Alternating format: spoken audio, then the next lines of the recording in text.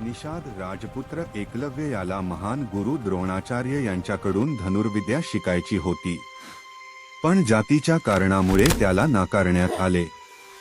पण त्याची जिद्द अढळ होती. त्याने द्रोणांची मातीची मूर्ती बनवली आणि तिलाच गुरु मानून दिवसरात्र सराव सुरू केला. काळ गेला. त्याची धनुर्विद्या इतकी प्रखर झाली की त्याचे प्रत्येक बाण लक्ष्यभेदी ठरू लागले, अगदी अर्जुनलाही मागे टाकणारी.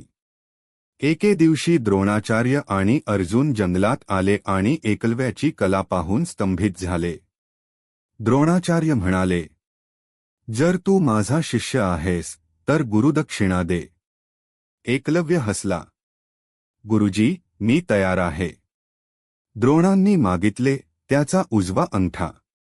क्षणभरही न थांबता एकलव्याने स्वतःचा अंगठा कापून अर्पण केला. अंगठा गेला, पण त्याची गुरुभक्ती अमर झाली. कथेचा संदेश: खरी गुरुभक्ती ही जात, संपत्ती किंवा स्थानावर अवलंबून नसते. ती असते श्रद्धा, त्याग आणि समर्पणावर.